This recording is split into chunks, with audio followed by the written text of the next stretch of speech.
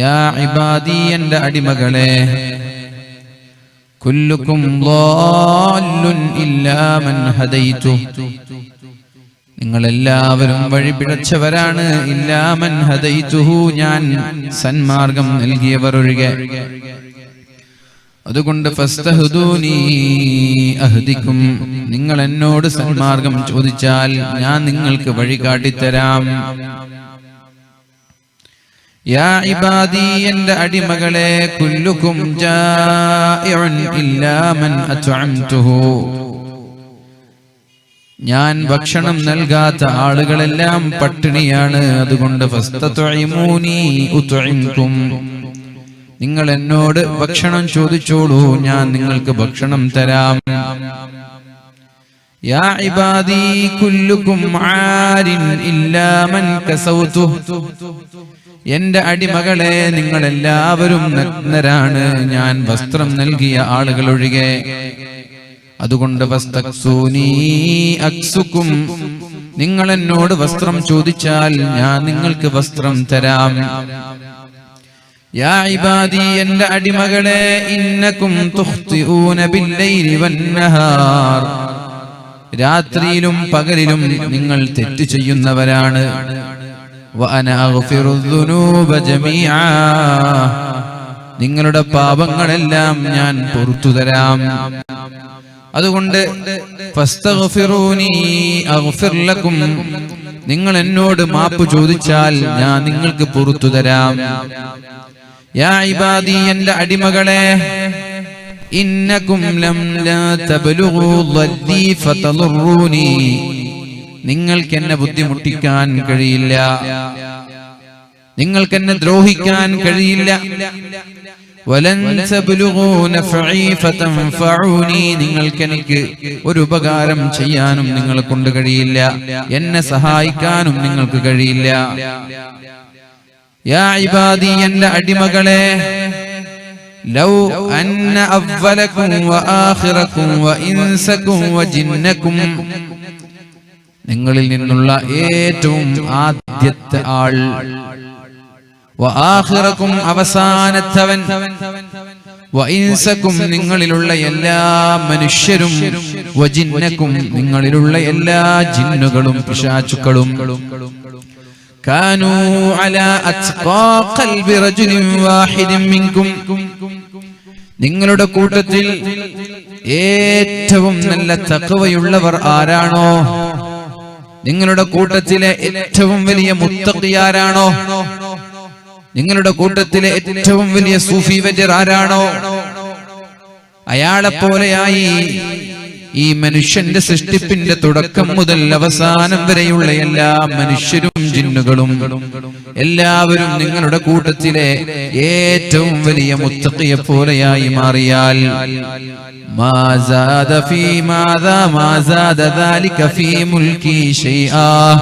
അതുകൊണ്ട് എന്റെ അധികാരത്തിൽ ഒരു എന്റെ അധികാരം, എന്റെ സ്ഥാനം, എനിക്കൊരു പ്രൊമോഷൻ കിട്ടുകയില്ല, എന്റെ സ്ഥാനം വർദ്ധിക്കുകയില്ല. പിന്നെ പറഞ്ഞു യാ ഇബാദി എൻ്റെ അടിമകളെ ലൗ അന്ന അവ്വലകും വആഖിറകും വഇൻസകും വജിന്നകും നിങ്ങളിൽ മനുഷ്യന്മാരിൽ ആദ്യത്തെ ഒരാളും അവസാനത്തെ ഒരാളും ആദ്യം മുതൽ അവസാനം വരെയുള്ള സർവ്വ മനുഷ്യരും സർവ്വ ജിന്നുവർഗങ്ങളും കാനൂ അലാ അഫ്ജരി ഖൽബി വാഹിദിൻ ഖൽബി റജുലിൻ വാഹിദ് നിങ്ങളിലുള്ള ഏറ്റവും വലിയ തെമ്മാടി ആരാണോ അയാളെ പോലെയായാൽ, അഥവാ നമ്മുടെ നാട്ടിലുള്ള ഏറ്റവും വലിയ തെമ്മാടി ആരാണോ, ദുഷ്ടൻ, ഏറ്റവും വൾഗറായവൻ, മോശപ്പെട്ടവൻ ആരാണ് നമ്മുടെ കൂട്ടത്തിലെ, അയാളെപ്പോലെയായി ആര്? ആദം നബി അലൈഹിസ്സലാം മുതൽ ലോകാവസാനം വരെയുള്ള എല്ലാ മനുഷ്യരും ഏറ്റവും വലിയ തെമ്മാടിയായി മാറിയാൽ, ആദം നബി അലൈഹിസ്സലാം മുതൽ ലോകാവസാനം വരെയുള്ള എല്ലാ ജിന്നുകളും ഏറ്റവും വലിയ തെമ്മാടിയായി മാറിയാൽ മാനഖസ ദാലിക മിൻ മുൽകി ശൈആ അതുകൊണ്ട് എന്റെ അധികാരം കുറയുകയില്ല, എന്റെ സ്ഥാനം നഷ്ടപ്പെടുകയില്ല, എനിക്കതുകൊണ്ടൊരു കോട്ടവും സംഭവിക്കാൻ പോകുന്നില്ല. യാ ഇബാദി എന്റെ അടിമകളെ ലൗ അന്ന അവ്വലകും വ ആഖിറകും വ ഇൻസകും വ ജിന്നകും നിങ്ങളുടെ ആദ്യത്തെ മനുഷ്യൻ മുതൽ അവസാനം വരെയുള്ള ആള് വരെ, ആദ്യത്തെ ജിന്ന് മുതൽ അവസാനത്തെ ജിന്ന് വരെയുള്ള ആളുകൾ ഖാമൂ എല്ലാവരും വലിയൊരു പർവ്വതത്തിന്റെ മുകളിലേക്ക് കയറി ഫസഅലൂനി എന്നോട് അവരുടെ ഓരോ ആവശ്യങ്ങൾ ചോദിച്ചു. എനിക്കത് വേണം, എനിക്കിത് വേണം, വീട് വേണം, സ്വത്ത് വേണം, സമ്പത്ത് വേണം, വണ്ടി വേണം. ഇങ്ങനെ ഓരോ ആളുകൾ അവരവരുടെ ആവശ്യങ്ങൾ വലിയ ഒരു പർവ്വതത്തിന്റെ മുകളിൽ കയറി എന്നോട് ചോദിക്കുകയാണ്. ആര്? എല്ലാ മനുഷ്യരും എല്ലാ ജിന്നുവർഗങ്ങളും വലിയ ഒരു പർവ്വതത്തിന്റെ മുകളിൽ കയറി എന്ത് വേണമെങ്കിലും എന്നോട് ചോദിച്ചാൽ, അങ്ങനെ ഞാൻ ചോദിച്ചവർക്കെല്ലാം അവരുടെ ആവശ്യങ്ങൾ ഞാൻ നിറവേറ്റി കൊടുത്തു. ചോദിച്ചവർക്കെല്ലാം അവരുടെ ആഗ്രഹങ്ങൾ ഞാൻ വീട്ടിക്കൊടുത്തു. എല്ലാവരും വേണ്ടതെല്ലാം ആവശ്യപ്പെട്ടതെല്ലാം കിട്ടിയിട്ട് ലഭിച്ചിട്ട് ആ പർവ്വതത്തിന്റെ മുകളിൽ നിന്ന് താഴേക്കിറങ്ങി അവരവരുടെ വീട്ടിലേക്ക് ചെന്നാൽ അത് എന്റെ സ്വത്തിൽ നിന്ന്, എന്റെ ഖജനാവിൽ നിന്ന്, എന്റെ സമ്പാദ്യങ്ങളിൽ നിന്ന് ഒരു സൂചി കടലിലേക്ക് മുക്കി ഉയർത്തുമ്പോൾ, ഒരു സൂചി വിശാലമായ സമുദ്രത്തിലേക്ക് മുക്കി ഉയർത്തുമ്പോ ആ സൂചിയിൽ നിന്ന് ഇറ്റ് വീഴുന്ന വെള്ളത്തുള്ളി അത്ര പോലും എന്റെ ഖജനാവിൽ നിന്ന് തീർന്നു പോവൂല എന്ന് പരിശുദ്ധ റസൂലുള്ളാഹി സ്വല്ലല്ലാഹു അലൈഹി വസല്ലം. മാ നഖസ ദാലിക മിമ്മാ ഇൻദി ഇല്ലാ കമാ യൻഖുസുൽ മിഖ്യതു ഇദാ ഉദ്ഖിലൽ ബഹർ.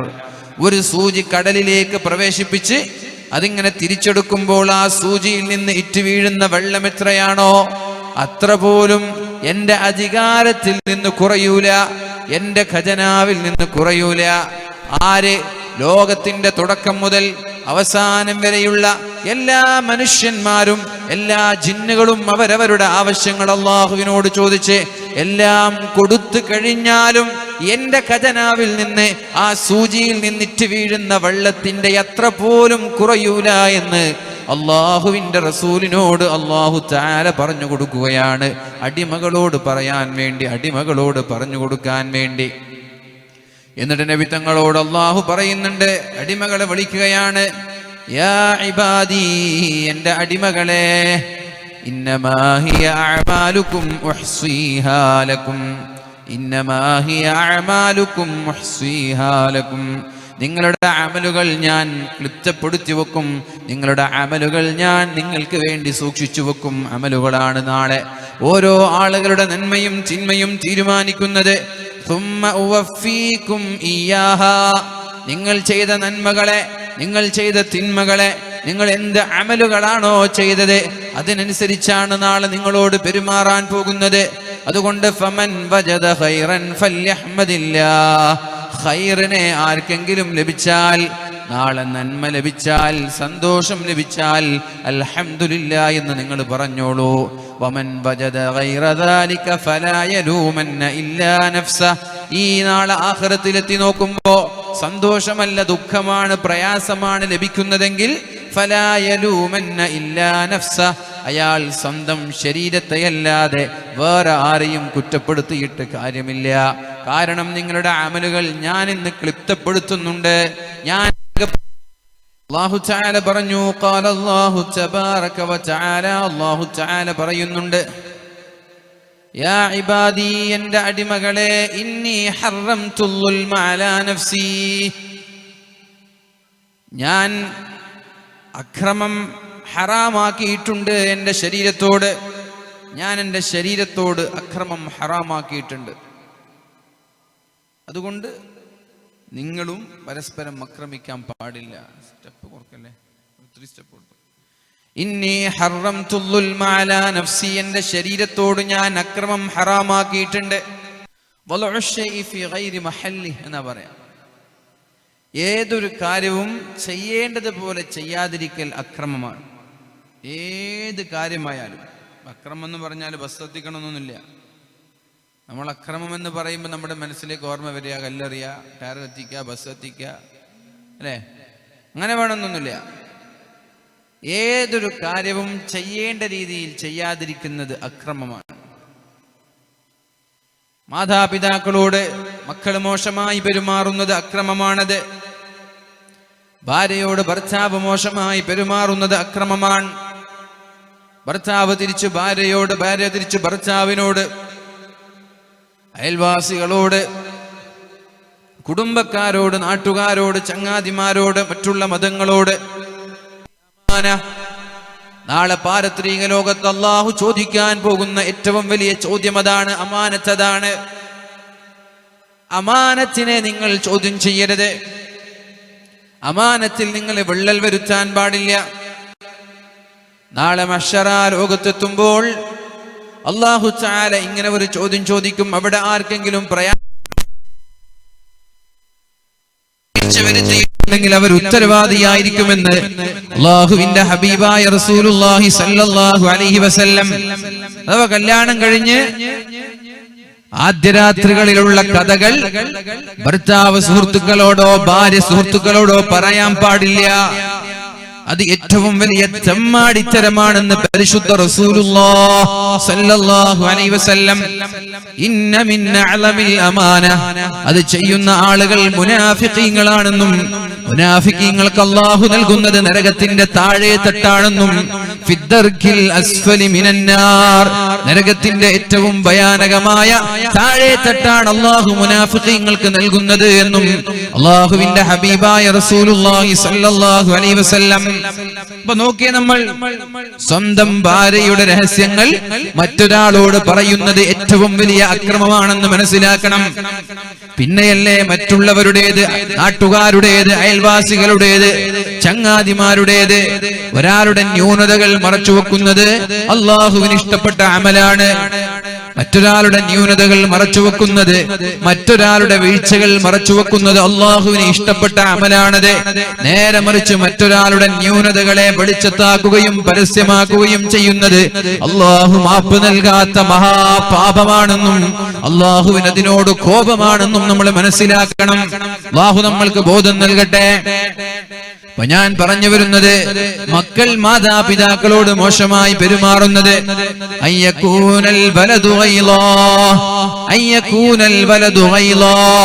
നമ്മുടെ മക്കൾ മാതാപിതാക്കളോട് മോശമായി പെരുമാറുന്ന ഒരു കാലം വരുമെന്ന് അല്ലാഹുവിന്റെ ഹബീബ് നമ്മോട് പഠിപ്പിച്ചു തന്നിട്ടുണ്ട്. അതേപോലെ തന്നെയാണ് ഖിയാമത്ത് നാളിന്റെ അടയാളങ്ങളിൽ അല്ലാഹുവിന്റെ ഹബീബായ റസൂലുള്ളാഹി സ്വല്ലല്ലാഹു അലൈഹി വസല്ലമ തങ്ങളോട് മഹാനായ ജിബ്രീൽ അലൈഹിസ്സലാം ചോദിക്കുന്നുണ്ട്, അഖ്ബിർനി അൻ അമാറാതിഹാ, ഖിയാമത്ത് നാളിന്റെ അടയാളങ്ങൾ എന്താണെന്ന് പറഞ്ഞു തരുമോ എന്ന് ചോദിച്ചപ്പോൾ അല്ലാഹുവിന്റെ ഹബീബായ നബി തങ്ങൾ മറുപടി പറഞ്ഞത്, അൻതലിദൽ അമതു റബ്ബതഹാ, അടിമ സ്ത്രീ ഉടമയെ പ്രസവിക്കുക, അത് അക്രമമാണ്. അടിമ സ്ത്രീ അടിമയെ പ്രസവിക്കാൻ പാടുള്ളൂ, അടിമ സ്ത്രീ ഉടമയെ പ്രസവിക്കാൻ പാടില്ല. അക്രമമാണ്. ഞാൻ പറഞ്ഞാൽ ഏതൊരു കാര്യവും നടക്കേണ്ട രീതിയിൽ നടന്നില്ലെങ്കിൽ അത് അക്രമമാണ്, ചെയ്യേണ്ട രീതിയിൽ ചെയ്തില്ലെങ്കിൽ അത് അക്രമമാണ്. അടിമ സ്ത്രീ ഉടമയെ പ്രസവിക്കുക എന്ന് പറഞ്ഞാൽ മാതാപിതാക്കളെ ഭരിക്കുന്ന മക്കൾ ഉണ്ടാവുക എന്നാണ് അതിന്റെ അർത്ഥം. മനസ്സിലായോ? മാതാപിതാക്കളെ ഭരിക്കുന്ന മക്കൾ ഉണ്ടാവുക എന്നാണ് അതിന്റെ അർത്ഥം. മാതാപിതാക്കൾക്ക് മക്കള് പേടിയുണ്ടാവുക, അവരെ പേടിച്ചിട്ട് മാതാപിതാക്കൾ ജീവിക്കാം. അങ്ങനെ ഒരു കാര്യം, അങ്ങനെ ഒരു പ്രവർത്തനം ഉണ്ടായാൽ അത് ഖിയാമത്ത് നാളിന്റെ അടയാളമാണെന്ന് പരിശുദ്ധ റസൂലുള്ളാഹി സ്വല്ലല്ലാഹു അലൈഹി വസല്ലം. ഒരു പാരന്റ് വിളിക്കാണ്, ഒരു രക്ഷിതാവ് വിളിക്കാണ്, മകൾക്ക് ഇന്നാലിന്ന ഒരാളുമായിട്ട് വല്ലാത്ത പ്രേമമാണ്, ഉസ്താദ് എന്തെങ്കിലും ഇടപെട്ടിട്ട് അതിനൊരു പരിഹാരം കാണിച്ചു തരണം. ഞങ്ങൾ എത്ര പറഞ്ഞാലും മകള് കേൾക്കുന്നില്ല, അനുസരിക്കുന്നില്ല. നമ്മളെന്ത് പറയാനാ? നമുക്ക് ഭീഷണിപ്പെടുത്താൻ പറ്റുമോ? നമുക്ക് പ്രേമിക്കല്ല എന്ന് പറയാൻ പറ്റുമോ? നീ പ്രേമിക്കുന്ന ഒരാളോട് നീ പ്രേമിക്കല്ല എന്ന് പറഞ്ഞ അയാൾ പ്രേമം നിർത്തുവോ? നേരത്തെ കുറച്ച് നല്ല ഉഷാറായിട്ടുണ്ട്. ഞങ്ങൾക്ക് ഉറക്കണ്ട. ഞങ്ങളുടെ ആരോ വന്നൊരു ഫോൺ വിളിച്ച് വന്നപ്പോൾ കുറച്ചു നല്ല ഉഷാറുണ്ടായിരുന്നു. ഡിലേ എല്ലാം കുറച്ചോന്നൊക്കെ ചെറിയൊരു ഡൗട്ടുണ്ട്. ഡിലേ കുറച്ച് അതിൻ്റെ ഇടയ്ക്ക് കുറച്ചോ നല്ല ഉഷാറായിട്ടുണ്ട്. അതിൻ്റെ ഇടയ്ക്ക് നിങ്ങൾ മറ്റേ ക്യാമറമാൻ വന്നപ്പോൾ നിങ്ങൾ എന്തോ ഒന്ന് ചെയ്തെന്ന് തോന്നുന്നു. എനിക്ക് എന്നും പറഞ്ഞു ഓൺലൈനിൽ കേൾക്കുന്നതൊക്കെ ബുദ്ധിമുട്ടുണ്ടോ? അതുകൊണ്ട് ക്ലാരിറ്റി കുറവുണ്ടോ? ഞാൻ നിങ്ങളോട് ചോദിക്കാൻ വിചാരിച്ചാണ്. തുടക്കത്തിൽ എനിക്ക് ഭയങ്കര വിഷമമുണ്ടായി. ഞാൻ അവിടെ ഇരിക്കും കുറച്ച് മൈക്കിൽ ഇങ്ങനെ പ്രസംഗിക്കുക. അങ്ങനെ ഞാൻ ഒരാളെ രഹസ്യമായിട്ട് പറഞ്ഞു. പിന്നെ ഭയങ്കര ഉഷാറായി. എന്ത് ചെയ്തു നിങ്ങളോട് ചോദിക്കാൻ നിൽക്കേന്. കാരണം നമുക്ക് എന്തായി പറയേണ്ടതെന്ന് അറിയില്ല. ഇവരോട് എന്ത് പറഞ്ഞാലും ഉഷാറാക്കാന്ന് അറിയില്ല. എന്ത് പറഞ്ഞാലും ഇവർ ഉഷാറാക്കാന്ന്. ഉഷാറാണ് മാഷാ അല്ലാഹ്. അപ്പൊ ഒരു പാരന്റ് വിളിച്ച് പറയാണ്, ഒരു രക്ഷിതാവ് വിളിച്ചിട്ട് പറയാണ്, മകള് വല്ലാത്ത പ്രണയത്തിലാണ്. പാരന്റ്സിനാണെങ്കിൽ അങ്ങനെ ഒരാളെ കല്യാണം കഴിപ്പിച്ചു കൊടുക്കാൻ ഇഷ്ടമല്ല. പിന്നെ അതിനുള്ള പരിഹാരം എന്താ? ഒന്നുകിൽ ഇവള് സ്വയം മാറണം ഈ പ്രണയത്തിൽ നിന്ന്.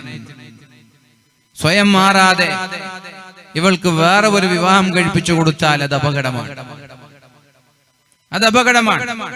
ഇവള് സ്വയം അറിഞ്ഞ് ആ പ്രേമിക്കുന്ന ആളുകളോടുള്ള പ്രേമം മാറ്റി മറ്റൊരാളെ ഇഷ്ടപ്പെടാൻ തുടങ്ങിയാലേ വിവാഹം ചെയ്തു കൊടുക്കാൻ പാടുള്ളൂ. അല്ലാതെ പ്രണയം മനസ്സിൽ വെച്ച് മറ്റൊരാളെ വിവാഹം കഴിപ്പിച്ചു കൊടുത്താൽ അവിഹിത ബന്ധങ്ങൾക്ക് സാധ്യതയുണ്ട്. ഇവിടെ ഇഷ്ടമില്ലാത്തൊരു ഭർത്താവിന്റെ കൂടെ എത്ര കാലം ഈ പെണ്ണ് ജീവിക്കും? മാതാപിതാക്കളുടെ വാശി കാരണത്താൽ നിങ്ങൾ മറ്റൊരാളെ തേടിപ്പിടിച്ച് വിവാഹം കഴിപ്പിച്ചു കൊടുത്തു. അവൾക്കാണെങ്കിൽ അയാളുടെ കൂടെ കിടക്കാൻ ഇഷ്ടമല്ല. എത്ര കാലം മുന്നോട്ട് പോകും? ഒന്നുകിൽ അത് ഡിവേഴ്സിലെത്തും. വലിയ കെങ്കേമമായി വിവാഹം കഴിപ്പിച്ച് അവസാനം അത് വിവാഹമോചനത്തിലെത്തി ആദ്യം പറഞ്ഞ ആ കല്യാണത്തിലേക്ക് തന്നെ തിരിച്ചെത്തും. അതിനേക്കാൾ നല്ലത് ആദ്യം തന്നെ വിവാഹം കഴിപ്പിച്ചു കൊടുക്കലല്ലേ. അപ്പൊ ഞാൻ പറഞ്ഞു വരുന്നത്, പ്രേമകല്യാണങ്ങളും പ്രണയ കല്യാണങ്ങളും ഒക്കെ അപകടമാണ്. അത് നമ്മുടെ പെൺകുട്ടികൾ മനസ്സിലാക്കണം. കാരണം ഈ വിവാഹം എന്നുള്ളത് ആർക്കും അനുഭവിച്ച് എക്സ്പീരിയൻസിലൂടെ പെണ്ണ് കെട്ടാമെന്ന് പറഞ്ഞാൽ അത് കഴിയില്ല. എക്സ്പീരിയൻസിലൂടെ പെണ്ണ് കെട്ടാന്ന് പറഞ്ഞാൽ ഇവിടെ ഇരിക്കുന്ന ഓരോ ആളുകൾക്കും ഓരോന്ന് പറയാനുണ്ടാവും. എങ്ങനെയുള്ള പെണ്ണിനെ ഞാൻ നെക്സ്റ്റ് കെട്ടാൻ പോവാൻ, അല്ലേ? കല്യാണത്തിന്റെ വിഷയത്തിന് മാത്രമാണ് എക്സ്പീരിയൻസ് ഇല്ലാത്തത്. ബാക്കിയുള്ള എല്ലാ മേഖലകളിലും എക്സ്പീരിയൻസ് വേണം. ജോലിക്ക് പോയാൽ 2, 3, 4 വർഷത്തെ എക്സ്പീരിയൻസ് വേണം. ഗൾഫിൽ പോയാലും എക്സ്പീരിയൻസ് വേണം. പക്ഷെ കല്യാണത്തിന്റെ വിഷയം വരുമ്പോ അവിടെ എക്സ്പീരിയൻസ് ഉണ്ടെങ്കിൽ പെണ്ണ് കിട്ടൂല. പക്ഷെ എക്സ്പീരിയൻസ് ഉള്ള ആളുകൾ ആരെ കല്യാണം കഴിക്കുമെന്ന് നമ്മൾ ചോദിക്കണം. ഇപ്പൊ കല്യാണം കഴിഞ്ഞ് 4-5 വർഷം അല്ലെങ്കിൽ 10 വർഷം 20 വർഷക്കായി ദാമ്പത്യ ജീവിതം നയിക്കുന്ന ഒരു പെണ്ണിനോട്, സുഹൃത്ത് പെണ്ണിനോട് ചോദിക്കുക, പെണ്ണിനോട് എങ്ങനെയുള്ളൊരു ഭർത്താവിനെയാണ് നീ പ്രപ്പോസ് ചെയ്യുന്നത്, അല്ലെങ്കിൽ നിന്റെ അഭിപ്രായം? ദാമ്പത്യ ജീവിതത്തിൽ ഒരു ഭർത്താവ് എങ്ങനെയുള്ളവനായിരിക്കണം? അവർ കൃത്യമായിട്ട് പറഞ്ഞുതരും എങ്ങനെയാണ് ഒരു ഭർത്താവ്. കാരണം അനുഭവമില്ലാത്ത ആളുകൾക്ക് എന്താണ് ഈ ദാമ്പത്യ ജീവിതം എന്നറിയില്ല. ഇതെങ്ങനെ മുന്നോട്ട് കൊണ്ടുപോകും? ഈ സിനിമയിലും സീരിയലിലും കാണുന്നതല്ല ദാമ്പത്യ ജീവിതമെന്ന് എന്റെ പ്രിയപ്പെട്ട ചെറുപ്പക്കാരികളും മനസ്സിലാക്കുക. നിങ്ങളുടെ ഈ റൊമാൻസും ഈ സ്നേഹമൊന്നും അത് കാലാകാലം ഉണ്ടാകുമെന്നും ആരും വിചാരിക്കാൻ വേണ്ട. അതൊക്കെ കല്യാണം കഴിഞ്ഞ് 2-3 മാസം ഉണ്ടാവുള്ളൂ. ഈ റൊമാൻസും സ്നേഹം ഉണ്ടാകും. ഈ റൊമാൻസ് ഒക്കെ 2-3 മാസം ഉണ്ടാവുള്ളൂ. പിന്നെ റൊമാൻസ് ഒന്നും ഉണ്ടാവില്ല. അപ്പൊ പിന്നെ പണ്ട് പ്രണയിക്കുന്ന കാലത്ത് അങ്ങനെ ആയിരുന്നല്ലോ, പണ്ട് പ്രേമിക്കുന്ന കാലത്ത് ഇങ്ങനെ ആയിരുന്നല്ലോ. ഇപ്പൊ ഫോൺ വിളിച്ചെടുക്കാൻ സമയമില്ല, ഇപ്പൊ മെസ്സേജ് അയച്ചാൽ റീപ്ലൈ തരാൻ സമയമില്ല, കല്യാണം കഴിഞ്ഞ ഉടനെ അങ്ങനെ ആയിരുന്നല്ലോ എന്ന് പറഞ്ഞിട്ട് കാര്യമില്ല. അതുകൊണ്ടാണ് ഞാൻ പറഞ്ഞത്, എക്സ്പീരിയൻസ് ഉള്ള ആളുകളുമായിട്ട് ആദ്യം ഒന്ന് ചർച്ച ചെയ്യുക, എന്താണ് ദാമ്പത്യ ജീവിതം. എന്നിട്ട് ദാമ്പത്യ ജീവിതത്തിലേക്ക് നമ്മൾക്ക് സ്യൂട്ടബിൾ ആയ ഒരു പുതിയ ആപ്പിള അല്ലെങ്കിൽ ഒരു പുതുനാരി അവരെ തെരഞ്ഞെടുക്കുക. ചുരുക്കി പറഞ്ഞാൽ എടുത്തുചാട്ടത്തിലൂടെ പ്രേമിച്ചും പ്രണയിച്ചും ഒളിച്ചോടിയും നടത്തുന്ന വൈവാഹിക ജീവിതം ബഹുഭൂരിഭാഗവും തകർച്ചയിലേക്കാണ് നിങ്ങളെ കൊണ്ടെത്തിക്കുക എന്നുള്ള യാഥാർത്ഥ്യം ഓരോ ആളുകളും തിരിച്ചറിയണമെന്ന് വളരെ സ്നേഹത്തോടെ അറിയിക്കുകയാണ്. കാരണം മാതാപിതാക്കളുടെ സമ്മതത്തോടുകൂടെ, മാതാപിതാക്കളുടെ അനുവാദത്തോടുകൂടെ അവർ തെരഞ്ഞെടുത്ത വൈവാഹിക ജീവിതം പോലും 6 മാസത്തിൽ കൂടുതൽ സന്തോഷത്തോടെ മുന്നോട്ട് പോവാറില്ല. പിന്നെ ഏതായാലും കെട്ടിക്കഴിഞ്ഞു, ഇനിയിപ്പോ ത്വലാഖ് ചെല്ലാന്ന് പറഞ്ഞാൽ മോശമല്ലേ? പ്രത്യേകിച്ച് മുത്തലാഖിന്റെ വിധിയും കോടതിയിൽ വന്ന സ്ഥിതിക്ക് ഇനി എങ്ങനെ ഇപ്പൊ മുന്നോട്ട് പോവാ? ഇനി ഇങ്ങനെ പോട്ടെ, തട്ടിമുട്ടി മുന്നോട്ട് പോവട്ടെ എന്ന ചിന്തയാണ് ബഹുഭൂരിഭാഗം വൈവാഹിക ജീവിതത്തിലും കേൾക്കാൻ കഴിഞ്ഞത്.